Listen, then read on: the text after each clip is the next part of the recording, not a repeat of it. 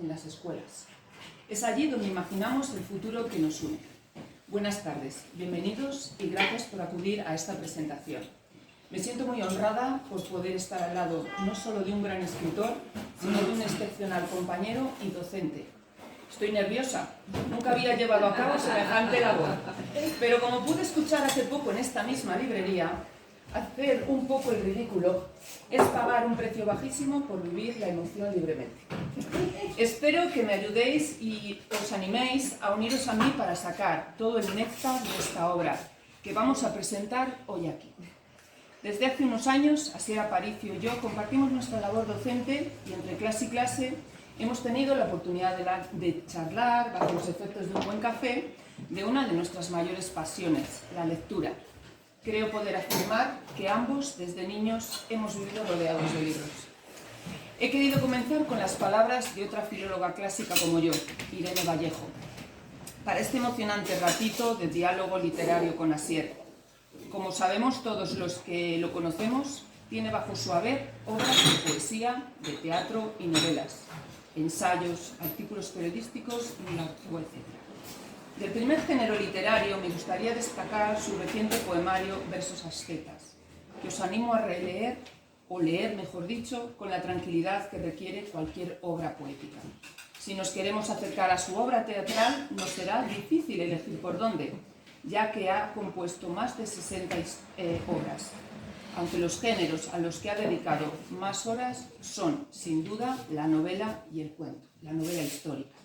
En ellos nos adentra en muy distintas épocas de la historia, desde la antigua Roma hasta la Granada del siglo XIV, la Castilla de plena época de los Trastámara, avanzando hasta la dorada época de Felipe II y Alonso Berruguete, para terminar adentrándonos en el siglo XVIII, en el siglo de las luces, con la construcción del Canal de Castilla y en una misteriosa y gótica historia ubicada en la Universidad de Comillas en pleno siglo XIX.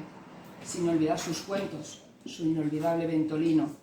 No obstante, hoy vamos a conocer su última publicación, Conversaciones con Libro.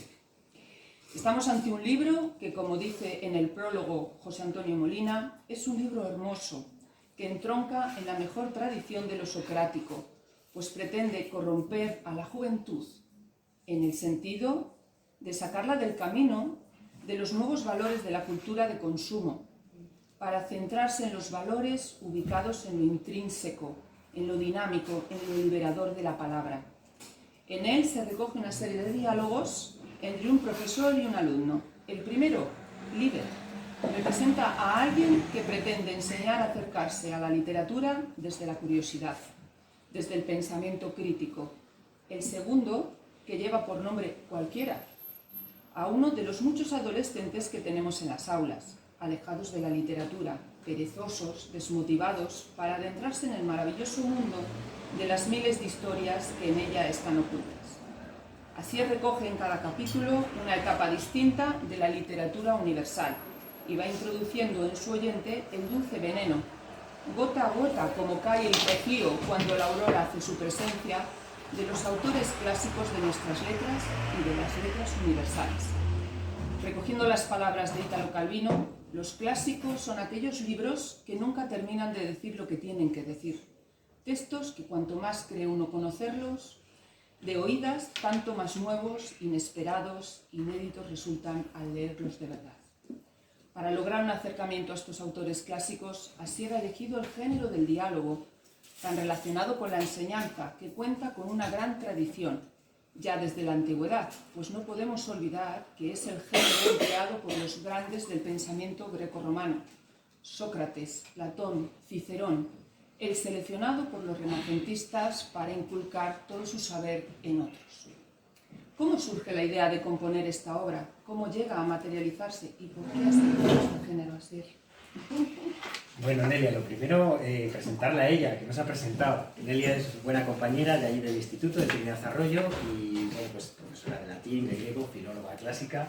Y entonces digo, sí que lo tengo a huevo. ¿Quién me puede presentar este libro? Pues ya está. Te lo digo y sé que no me iba a decir que no.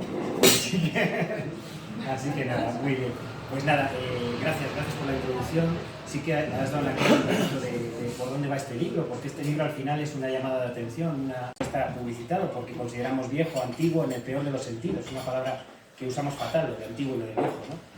Y esto es de hace siglos, esto no me sirve. Entonces hay que publicitar los clásicos, hay que volverles a traer a la palestra y hay que volver a hablar de los grandes autores de siempre, porque las librerías están llenas de libros, pero hay de todo, ¿vale? Y no por ser nuevo es mejor. Entonces también hay clásicos en las librerías, por suerte, ¿no? Entonces, bueno, pues hay que hacer un recorrido, ¿no?, de la historia de la literatura para descubrir tesoros, ¿no? Me preguntas que por qué diálogo y que, cómo era. ¿Cómo surge la idea de componerla y por qué has elegido ese género? Eso es. Bueno, pues la idea surge un poco de la docencia, ¿no? Durante 5 años he tenido la suerte de dar la asignatura de literatura universal y entonces pues yo con esta literatura disfruto mucho porque me gusta leer de todo, ¿no? Eso es lo que tenemos, por crecer desde pequeñitos con muchos libros, pues, y además en una época, y esto lo digo porque es que es así, en una época en la que no había apenas tecnologías. Entonces, bueno, pues ¿qué hacíamos cuando nos aburríamos? Cogíamos un libro, en muchos de los casos, ¿no? Ahora lo tienen más fácil, entre comillas, ¿no? Porque cogen otras cosas. Bueno, pues he tenido esa suerte y entonces yo veía que los chavales se están perdiendo mucho, ¿no? Y entonces intento con la literatura universal que descubran esas historias que muchas de ellas las conocen, ¿eh? Porque también está el cine, ¿no? Menos mal, que bueno, han visto películas, han visto historias, han visto historias que creen que son nuevas, pero no son más que una adaptación de lo de siempre, ¿no? Ven series que les pueden gustar mucho, Juego de Tronos o no sé qué, que están muy bien, pero es puro Shakespeare. Léete los dramas históricos de Shakespeare y ahí tienes a Juego de Tronos, ¿no? Entonces, no sé, era un poco acercar a las fuentes, ¿no? Porque te da pena, pues eso, lo que decíamos antes, ¿no? Que es que es viejo. Bueno, o las películas, ¿no? Es que es blanco y negro. ¿Y qué? ¿Y qué? Pero si es que el blanco y negro tiene unos guiones, ¿no? Esas películas... Es que solo por ser blanco y negro no, claro, no las quieren ver, o películas que son del año 50. Cuesta un poquito. Luego, claro, lo bonito de todo esto, ¿no? Es que cuando rompes ese cascarón y digamos que les obligas, y es en eso en la docencia tenemos suerte porque están en un ambiente en que podemos obligarles un poquito, ¿no? A que vayan más allá. Entonces, claro, cuando rompen ese cascarón luego se dan cuenta efectivamente de los tesoros, ¿no? Y bueno, este libro surge con esa idea de facilitar la literatura universal, de ponerles a huevo los clásicos y posibles lecturas, ¿no? Que las sitúen en el tiempo, en el espacio. ¿Y por qué en forma de diálogo? Pues porque tú lo has dicho, porque es lo clásico y el diálogo sigue funcionando. Y la docencia es diálogo, o al menos nosotros la entendemos así, ¿no? Es decir, la docencia es un feedback con el alumno, ¿no? No puedes tener demasiado claro que vas a ir a soltar el rollo y ya está, y el que te oiga, y el que no. Tienes que adaptarte, ¿no?, al auditorio y tienes que intentar un poco, porque si no, no sirve de nada la docencia, ¿no? Entonces, bueno, por ahí va un poco la idea, ¿no? Sí, y además es que es verdad que si vemos la historia un poco de la escuela o de la enseñanza desde la antigüedad, efectivamente, claro, y es que es curioso porque ves otra cosa que también parece que hemos descubierto ayer, las nuevas pedagogías, y estaban ahí desde los griegos y los romanos, ¿no? Exactamente. Claro que sí. Exactamente, y jugando incluso, porque en Roma pues se aprende jugando, o sea que claro, no hemos descubierto nada nuevo. Eso es. Una curiosidad, viendo el título, bueno, ya por su libro le tenemos aquí, que es importante que le veamos, ¿verdad? Sí, que le vean para saber comprar. Sí. Por mí, pues sí, por supuesto. Y para regalarlo también. Bueno, yo como latinista que soy, pues claro, el nombre del personaje que aparece aquí, pues me evoca muchas cosas, pero me gustaría que me dijeras por qué has elegido Liber y qué significa esta palabra, qué significa para ti, por qué has elegido Liber y no Pepe o Juan o Manolo, yo qué sé. Liber, que tú lo sabes mejor que yo, ¿verdad? Viene de una raíz, ¿no? Latina, y creo que es un poco que es ambigua esa raíz, ¿no? Sí. Porque por un lado hace referencia a los libros, ¿no? Y por otro lado hace referencia al libre, ¿no? A la libertad. Entonces, claro, liber es eso, es la libertad en un libro, ¿no? Y a lo largo de la obra eso es lo que se va viendo, ¿no? Como los clásicos y todo. Bueno, digo clásicos, pero para que no se confundan, no solo hablamos de Grecia y Roma, ¿eh? Que llegamos hasta hace 40 años. Yo considero clásico también autores de hace 40, 50 años, sí, claro, más cercano, ¿eh? Vale, yo creo que estaría un poco el límite ahí, ¿eh? 40 años, tal, sí, porque hay que dejar un tiempo de decantación también, ¿no? Para las nuevas literaturas hay que dejar, hasta que se conviertan en clásicos, hay que dejar un tiempo de... Entonces, clásico en ese sentido más amplio, ¿no? Yo tengo un profesor, perdón que te interrumpa, sí, de universidad, que su lema es no leer a nadie que no lleve 100 años muerto. Bueno, por tanto, no considera un clásico a ninguno que no tenga esas características. O sea, que se va a tener que morir para leer a los de ahora. Eso me parece Paradoja, paradoja. Bueno, pues nada, oye, sí, pero bueno, está bien, es una opción. Sí. Pues nada, eso, que sí que el nombre va elegido por eso, ¿no? Y en el libro aparece muchas veces la libertad que da la lectura, sobre todo de encontrar tu propia voz, ¿no? Cuando tú estás buscando expresarte a ti mismo, pues muchas veces, y esto sí que es bueno para los adolescentes y para cualquiera, ¿no? Pero para los adolescentes más, que a veces tienen un barullo tremendo dentro de sí mismos, ¿no? Y yo os hablo de mi experiencia, pero creo que es válida para todos. A veces cuando no sabía uno qué le pasaba, encontraba la respuesta en una poesía, en una frase de una película, en una lectura de un libro, y ves que esa persona, aunque tenga 400, 500 años, ha sabido dar en el clavo de lo que tú estás sintiendo en ese momento, ¿no? Entonces, tú para hablar de ti mismo a veces tienes que empezar pidiendo prestadas las palabras a los maestros, ¿no? Que eso lo supieron expresar muy bien. Y luego ya sí, cuando tú ya has aprendido de los maestros, pues a lo mejor tu propia voz puede surgir, ¿no? De un modo humilde. Entonces, sí. Totalmente de acuerdo. Los años de docencia, pero también el día a día, ¿no? Que las letras están denostadas, que es como que no se lleva, que es mejor ser de ciencias, ¿no? Y te preguntan los propios alumnos, en concreto a mí me preguntan, ¿y esto para qué sirve? ¿Y qué me puede a mí aportar, como acabas de decir, ¿no? Un señor que lleva siglos muerto, ¿no? Y leía en tu libro, pues algo que se relaciona, ¿no? Dice, durante generaciones el estudio de sus grandes figuras resultaba esencial para la educación de los jóvenes. De alguna manera se reconocían las raíces sobre las que nos asentamos. En cambio ahora parece que la vieja Europa y también la moderna Europa, ¿no? Prefiere inscribir su nacimiento a una época más técnica. Nosotros estamos ya ocultos en la tecnología, nos ha tapado completamente, ¿no? Y yo la pregunta que quería hacerte es, ¿qué crees que pueden aportar? Aunque ya nos has dicho alguna cosa, pero seguro que nos puedes decir alguna otra. ¿Qué crees que pueden aportar los clásicos a nuestros alumnos en concreto, pero también a cualquier ciudadano? Claro, pues sí, es verdad que esa frase en el libro la pongo porque me da pena que nuestra Europa de siempre, que tiene tantísima historia, pues parece que a la hora de definirnos, y mira que ahora estamos en una indefinición en Europa tremenda, ¿no?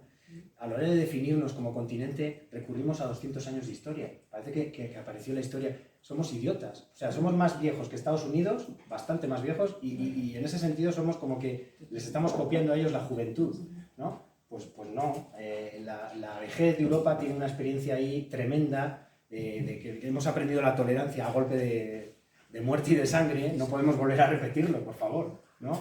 Y así un montón de cosas. Entonces, a mí sí que me da pena esa desmemoria de no ir a nuestras raíces, a nuestras fuentes, ¿no? Y ver que nuestra Europa es griega, es romana, es cristiana también. Es musulmana. Es musulmana, efectivamente. Es judía. Es judía, es musulmana. Entonces, se nos ha olvidado. ¿Qué pasa? No, es que es religioso, no quiero saber nada de religiones en general. Ah, es que es Grecia y Roma y eso es para 4 frikis. Es que te estás cargando las raíces del árbol y al final el árbol no se va a sustentar en el aire. ¿Vale? Entonces yo creo que también hay que leer, porque es que al final, ¿verdad, Nelia? Cuando lees la historia de Roma dices, sí, es que es nuestra democracia igual. Sí, totalmente. Totalmente. Entonces, claro, sí que se aprende mucho con... Muchísimo, muchísimo. Entonces, bueno, es un poco eso, ¿no? Es decir, no seamos desmemoriados, ¿no? Y muchas cosas que podemos leer en la antigüedad que nos permitirían sentirnos mejor, muchas virtudes, todos los valores del mundo entero están en la antigüedad, solo hace falta pues acercarse a los libros. Sí. Y en esta época que yo creo que estamos un poco carentes de virtudes, la sociedad está un poquito, desde un punto de vista carente, pues hay que buscarlas. Claro, claro. Y tú y yo, por ejemplo, hemos hablado de un tema muy concreto que es el de la alimentación, por ejemplo, ¿no? Como hay una sabiduría ahí, ¿no? Que ahora todo lo arreglamos en medicina con fármacos, ¿no? Pues hay una sabiduría ahí en la alimentación y en las formas naturales de cuidar tu cuerpo. Que ellos sí que hacían. Que ellos hacían. Que nosotros hemos perdido en algún momento. Claro, en algún claro. momento. Eso es. Y que nosotros, yo por lo menos creo que lo hemos hablado, hemos conseguido recuperar un poco nuestra salud simplemente saliéndose del sendero un poco. Sí. Sí. Y todo eso está en los antiguos. Está en Hipócrates, clarísimamente, está en Galeno. No nos hace falta ir a ningún otro sitio. O sea que si es verdad, tanto que haya, puedes ir a Séneca, puedes ir a Cicerón, puedes ir, yo no sé, a cualquier clásico, ¿no? Sí, a la Edad Media, al Renacimiento. Vas a encontrar ahí la solución a muchas cosas que nos ocurren en la actualidad, es verdad. Los antiguos decían, Asier, que para poder captar el auditorio teníamos que amoldarnos a un estilo, a un registro. Yo creo que eso tú en tu obra sí que lo has... Cuéntanos un poco cuál es el registro que aparece en tu obra y por qué lo has elegido así. Sí, a lo largo de esta conversación, pues como decíamos antes, es que al final es una clase, ¿no? Es un diálogo entre alguien que quiere aprender y tú te tienes que adaptar, como bien dices, ¿no? Entonces, yo cuando doy clase, pues busco el humor, busco un poco referencias que les resulten cercanas a ellos, ¿no? La ironía, ¿no? La ironía, eso es, sí. Entonces, muy irónicos. claro, entonces, bueno, pues eso intento en mi libro también, ¿no? Que ese diálogo sea así también, ¿no? Que, bueno, pues que no todo se lo des mascado, ¿vale? Que ellos también reflexionen, piensen, les dejes la coletilla y decir, oye, mira, ¿y esto? Hala, pues búscalo tú, ¿no? Que no te voy a dar yo todo hecho. Oye, ¿de qué van Los Miserables? Bueno, pues léete un rato Los Miserables, a ver qué tienes, ¿no? Yo te cuento un poco por encima, pero... O eso, el humor, o las referencias, pues, varias veces hago alguna referencia a Los Simpson, por ejemplo, sí. o algunas otras series más de ellos, ¿no? Bueno, pues porque a lo mejor resulta que ellos han conocido a los clásicos por ahí, ¿no? Por ejemplo, Los Simpson, yo todos los años cuando hablo de Hamlet ya han visto el capítulo de Los Simpson en que aparece Hamlet. Lo cuenta a su manera, claro. Pero bueno, te sirve de... Por lo menos conocen el nombre, ¿no? Eso es, ¿no? Y saben que hay una venganza y que su padre ha muerto y, bueno, intenta vengarle, Bart Simpson, intenta vengarle. Luego donde pone Bart, pones Hamlet y ya está. Y ya está, no pasa nada. Entonces sí, es una manera de empezar, ¿no? Las clases o los primeros días de tu historia universal o de literatura universal, historia de la literatura universal, quería decir, pues efectivamente encuentras ese alumno tedioso, bueno, pues que evita que le cuentes rollos literarios, ¿no? Pero yo me gustaría saber si avanzando en el curso y utilizando esta manera de acercarse a la literatura, ¿has visto en ellos un cambio?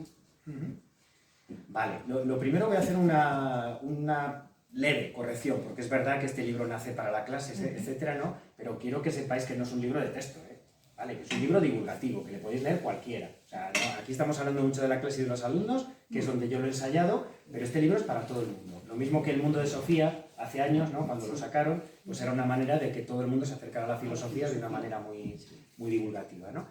Ya salvado eso, pues es verdad que cuando empezamos a leer el libro les sorprende un poco el planteamiento, ¿no? Y les sorprende la asignatura en general, porque bueno, yo no les pongo examen en la asignatura, ¿vale? Porque para empezar, no quiero que salgan de la asignatura con todos los autores y obras sabidas del mundo, porque se les va a olvidar. Es que perdonadme la expresión, pero es que es así, lo van a vomitar en el examen y una vez vomitado se les va a ir. Entonces, como les digo yo siempre, tienen la vida entera para leer. Es que pretendemos que embucharles hasta los 18 años, 19 y luego se olvidan, no quieren ver un libro en su vida. Odian todo esto, ¿no? Entonces, claro, no se trata de eso. Entonces, ¿qué intentas? Pues abrirles la puertecilla, ¿no? Y decir, mira, todo esto, fijaos qué supermercado tenéis, ¿eh? Buah, tenéis una vida entera para leer. Entonces, disfrutadla, ¿no? ¿Vale? Y pues podéis acercar a los libros, eso, desde el cine, desde los podcasts, desde donde queráis. Ya está. Así que lo importante es que os dé por leer, ¿no? Claro. Y luego la evolución que dices, pues mira, la evolución sí que se nota porque luego también la manera de evaluar, no pongo examen, pero sí que hacemos 5 grupos y hacemos un trabajo cada grupo de un clásico por etapas, ¿no? Y luego les toca hacer un podcast de radio con lo que han... Entonces ellos preparan su podcast y tal, y luego como la radio mola mucho, pues se ponen allí a hablar de literatura, ¿no? Bueno, es más próxima a estos tiempos para sí, ellos, claro. ¿no? Todo lo visual, lo auditivo es muchísimo más cercano para ellos que la lectura, ¿no? Sí. Y es verdad que luego al final de curso muchos chavales dicen, jo, gracias Asier porque me has enseñado algunas lecturas o algunas historias. Yo este verano esto me lo voy a leer. Y eso sí que me ha pasado, ¿eh?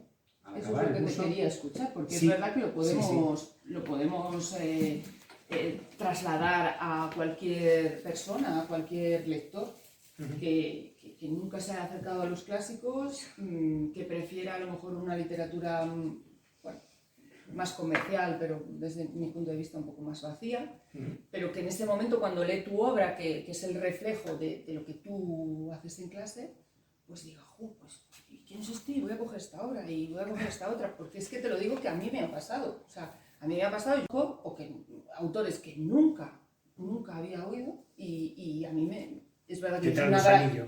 yo soy una gran lectora, pero quiero decir que me entra el gusanillo, ¿no? Entonces les ha entrado a ellos y les puede entrar a cualquier persona que esté aquí, a lo mejor que tiene otra literatura, a ver, que todo Claro, lo que se claro. pueda leer es bueno, pero los clásicos en concreto, que es lo que tenemos aquí. Claro que sí, hombre.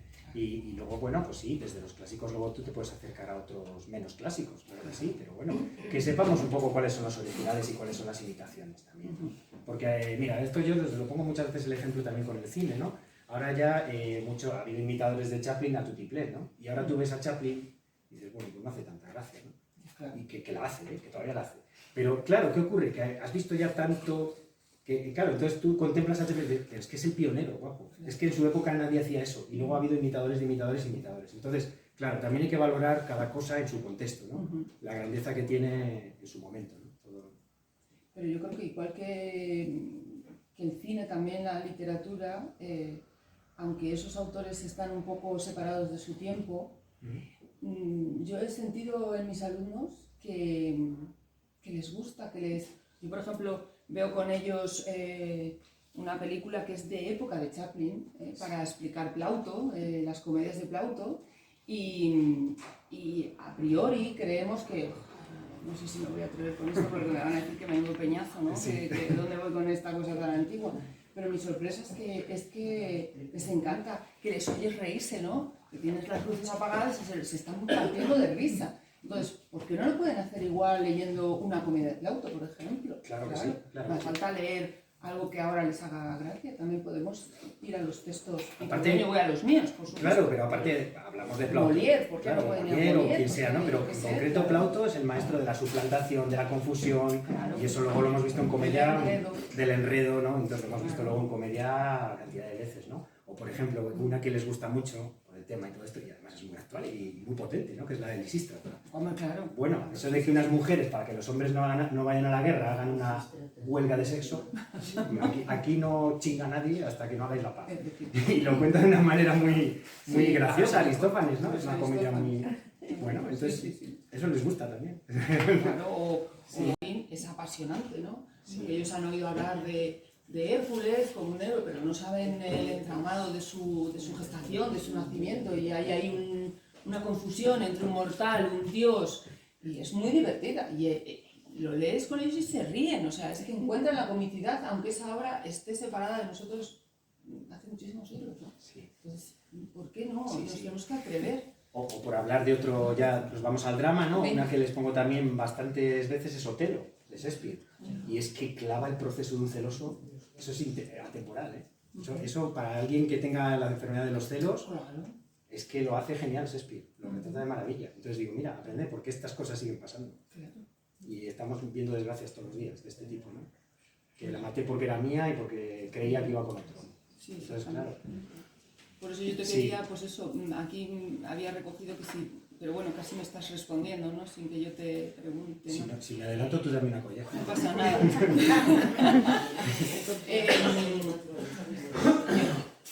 No sé si tú estás de acuerdo conmigo en que la literatura nos puede ayudar a nuestro estado de ánimo, y a nuestros problemas psicológicos, a todos los problemas que vemos en la actualidad, pues lo que acabas de decir, ¿no? Sí. Esos celos, ¿no? Que conozcan a Medea y sepan, pues, que los hechos que ocurren ahora no son el amor ahora, tóxico. el amor tóxico, ¿no? Por ejemplo, ¿vale? Sí.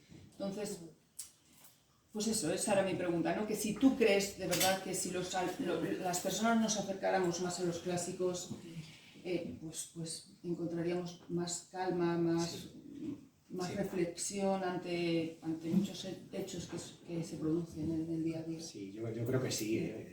Vamos, a mí me parece que al principio lo que tiene la lectura, pero como cualquier otra actividad liberadora, es que cuesta. Claro. Entonces te dicen, vamos a subir el espigüete. ¡Qué pereza! Y el placer de cuando llegas ahí a la cumbre y el día que te has pegado ahí al aire libre y luego compensa. Entonces hay muchísimos placeres que requieren un primer esfuercillo y ese es el de la lectura. Mira, esto lo decía la directora de la Casa Zorrilla, Paz Altés, dice, se suele decir que leer es divertido. Dice, no, leer es costoso. Es costoso. Otra cosa es que después sea divertido, ¿vale? Entonces también hay que empezar un poco a que vean más allá, ¿no? De que hay cosas que solo con un poco de esfuerzo, con un poco de costumbre, luego vas a disfrutar el doble, ¿no? Entonces, en el caso de la lectura, pues está claro que te trae muchísimos beneficios. Te trae higiene mental, cosa que falta mucho ahora, ¿no? Porque, claro, cuando yo no sé, me imagino. Y cuando me imagino, me emparanoyo. Y cuando me emparanoyo, ataco a los demás, ¿no? Entonces, si tú lees, te das cuenta, te vacunas contra muchas de esas cosas, porque eso ya ha pasado muchas veces, y porque, lo que decíamos antes, encuentras la manera de expresar lo que llevas dentro, en lugar de imaginarlo. Te diagnosticas mejor lo que llevas dentro, ¿no? Entonces, bueno, libera. Y yo como tú, pues muchos momentos de agobio, porque esto te lo dice, ¿cómo voy a leer si estoy muy agobiado? Me agobio más. No, claro, vence ese primer momento, porque en los momentos de agobio te libera más, precisamente porque es un ejercicio de empatía. Y normalmente leer es un ejercicio de empatía. Y normalmente la empatía te libera, porque sales de ti mismo. Entonces, claro. Sí, totalmente. Empiezas a entender muchas cosas. Y si te centras en ti mismo y te metes hacia adentro, pues pocas cosas vas a poder comprender de la vida, eso está claro. No sé si nuestros invitados aquí, nuestros acompañantes quieren hacer alguna pregunta, porque claro, estamos aquí tú y yo, dale que te pego a la lengua, nosotros es habitual, lo acostumbramos, pero bueno, no sé si alguien quiere hacer alguna pregunta, algún comentario, alguna reflexión, de todo. Yo que lo he leído me gusta porque empiezas va muy hilado, cuando empiezas con la caverna de las sombras con Platón y terminas con la conversación de la física. O sea, después de... Metalingüística, sí. Entonces, metalingüística y luego pues las reflexiones que haces en ella. Sí, mira. No digo qué para que lo lean. Sí, no, pero un poco lo de la caverna de Platón podemos introducirse, un poquito, ¿no? Porque, claro, sí, ¿verdad? No nos puedes Pues a ver, claro, yo empiezo con lo de la caverna de Platón porque es algo que muchos chavales conocen y en filosofía lo contáis muy bien y entonces es un mito que muchos conocen. ¿No? Pero que tiene mucha retranca, porque si tú te fijas, ya sabéis todos, ¿no? Hay unos en la caverna y al principio de la caverna, ¿no? Hay otros que están haciendo como títeres, como marionetas, ¿no? Y los que están al fondo de la caverna, lo único que ven son sombras, ¿no?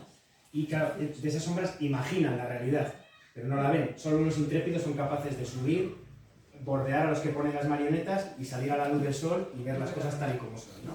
Bueno, pues yo esto lo cuento al principio porque ahora nos está pasando exactamente lo mismo, que estamos viendo la realidad en un muro. Literalmente, en el muro de Facebook, en el muro de Instagram, en el muro de no sé qué, y son sombras, todo. Y nos conformamos con lo que nos dice la pantallita. Entonces resulta que nuestros relatos también están engañados por todos los lados, ¿no? Y nosotros nos quedamos tan a gusto. En lugar de decir, paso de todo esto y voy a verlo por mí mismo, claro. Y me voy a dejar de... Entonces, me venía muy a cuento, ¿no? Lo de la caverna por lo del muro, porque es que lo llaman así también, ¿no? En las redes sociales es voy a poner en el muro, voy a poner en el muro, y al final vivimos de muros. Es que no hemos salido de la caverna, estamos ahí como... Pero sí, además salíamos a pies juntillas todo lo que aparece en esos muros. Claro. Y claro, solamente leyendo, solamente adquiriendo muchos conocimientos, puedes dudar, ¿no? Puedes tener el pensamiento suficientemente crítico como para dudar que lo que te están diciendo ahí es pues mentira. Claro. Si no tienes esa madurez, si no tienes esa formación, pues es difícil discernir lo que es real, lo que no es real. Claro. Está claro que todo eso solamente se puede encontrar en la lectura. Todo. Eso yo lo tengo muy claro. Pasamos la... A ver, venga, comentad. Gracias, Maricruz. Luego lo de cuando es lo de el lenguaje, el conocimiento, la libertad. Sí. Claro, ahí en el último capítulo venimos a decir algo que parece de perogrullo, pero es que lo olvidamos, que es que el pensamiento está hecho de palabras y que pensamos con lenguaje. Entonces, en la medida en que tu lenguaje es mínimo, tu pensamiento también. Si no tienes fondo de armario, pues te pones la misma ropa todos los días. Entonces, claro, es eso. La lectura también te va a dar fondo de armario, te va a dar matices, ¿no? Y esta lengua es riquísima, nuestra, el castellano. Porque podemos decir 12 sinónimos o 13 o 15 de lo mismo y no es lo mismo. No es lo mismo. Hay muchos matices diferentes en cada palabra.